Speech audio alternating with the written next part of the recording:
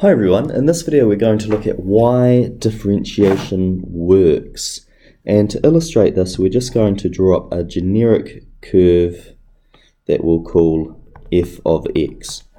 And what is a derivative? Well, a derivative is looking at the gradient of a function at a particular point.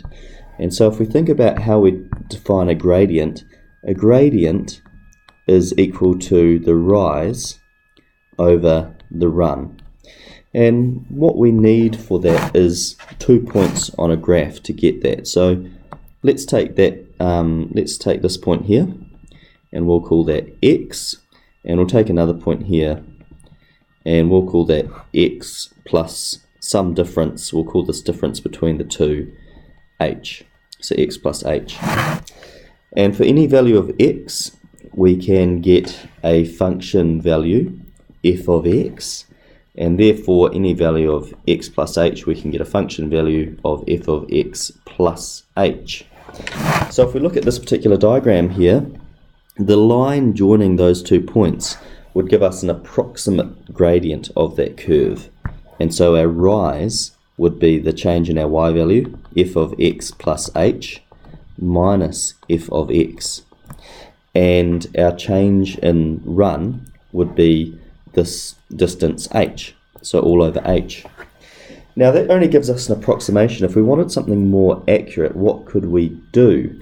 Well, some of you might recognize that if we maybe choose a value that's closer, then we'd get a gradient that's a little bit closer as well. So we could do a different h here that's a little bit smaller, and that would give us an f of x plus h that is a bit closer as well.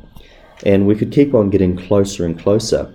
And in fact, what we could say is that the gradient, f, which is f dash of x, the derivative, f dash of x, is going to be equal to this function, f of x plus h minus f of x all over h, as h tends towards 0. And that's why we've done so much work on limits, because it's completely central to the idea of a derivative, a gradient. And that's our formal definition of a derivative. So that's sort of showing you how we arrive at the derivative. I want to use it to prove some derivatives.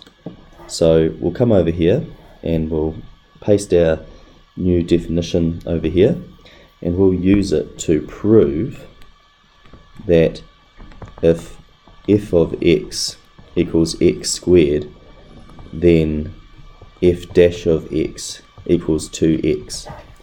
So because our definition over here has f of x plus h in it, we need to work out that.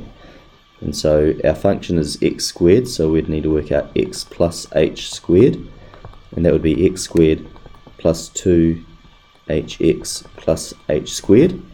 And now we're going to substitute these values into our function. So we're going to say that f dash of x is equal to the limit as h tends to 0 of f of x plus h, which we worked out as x squared plus 2hx plus h squared, minus x squared, which is our function, and that's all over h.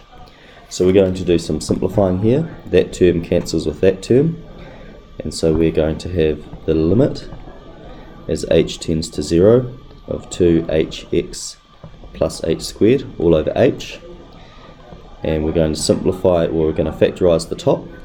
So we're going to factorize our h, so we get h bracket 2x plus h all over h. So our h's cancel, and so we're working out the limit as h tends to 0, which is of 2x plus h, and now we can put that value of 0 directly into h to evaluate our limit, and we evaluate it to be 2x, which is what we had for our gradient function all the way over there. So that's how you can prove any derivative, and that process is called first principles. Now there's no work to go through here, that's just explaining the concept of differentiation, which hopefully you've already covered in class as well, but that might help illustrate it for you again. Thank you.